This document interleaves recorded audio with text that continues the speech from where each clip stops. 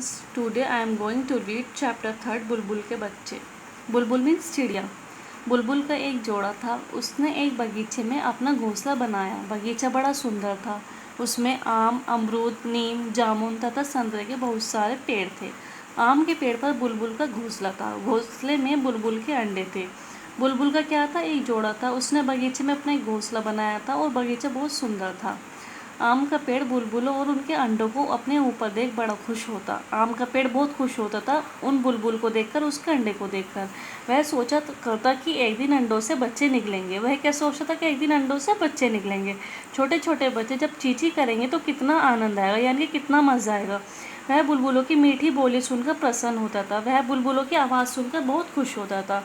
कुछ दिनों बाद अंडों से छोटे छोटे 3 बच्चे बाहर निकले। बुलबुल का जोड़ा उन्हें देखकर बड़ा प्रसन्न हुआ। आम के पेड़ ने भी बच्चों के बोलने की आवाज़ सुनी। उसे भी बड़ी खुशी हुई। आज तो सभी बहुत प्रसन्न थे। पेड़ों के पत्ते भी मुस्कुरा रहे थे, पेड़ के पत्ते भी हंस रहे थे। खुशी के मारे चिड़िया डाली डाली चहकती फिर रही थी। धीरे धीरे बच्चे बड़े होने लगे। बुलबुल का जोड़ा खेतों में दाना चुगने चला जाता। आम का पेड़ बच्चों की देखभाल करता। वह उनकी मीठी आवाज़ सुनकर खुश होता था। आम का पेड़ क्या करता था, बच्चों की देखभाल करता था और उनकी आवाज़ सुनकर वह बहुत खुश होता था। जब बुलबुल का जोड़ा बच्चों को चुग्गा देने आता तो बच्चे चींची का शोर मचाकर अपनी चोंच खोल देते। बुलबुल उनके मुंह में चुग्गा डाल देती। वो चुग्गा पाकर बच्चे शांत हो जाते। जब वो उनके मुंह में दाना डाल देती थी तो बच्चे शांत हो जाते थे। अब तीनों बच्चे थोड़ा बहुत चलने योग्य हो गए थे। अब वो चलने लायक हो गए थे।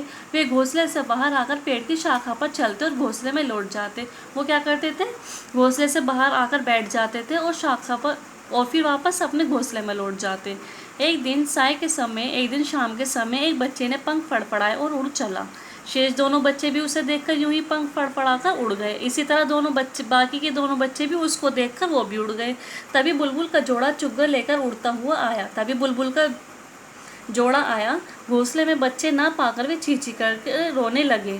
जब उसने बच्चों को नहीं देखा तो वो रोने लगे। सभी पेड़ पौधे, पत्ते, अन्य पक्षी भी उदास बैठे थे। बाकी के पेड़ और पत्ते और पक्षी भी सब उदास बैठे थे। इतने में जोर से आंधी आई। रात का समय होता जा रहा था। अंधेरा बढ़ने लगा था। प्रातःकाल का सूर्य अपनी लालिमा लिए उदित हुआ। सुबह हो गई। अचानक निकट के पेड़ से चींची की आवाज़ सुनाई दी। अचानक उनको एक आवाज़ सुनाई देती है। सभी प्रसन्न हो उठे, सभी खुश हो गए। तीनों बच्चे अब बैठे अपने माता पिता को पुकार रहे थे। बुलबुल का जोड़ा तुरंत उनके पास गया और उन्हें गले से लिपटाकर खूब रोया। माँ, हम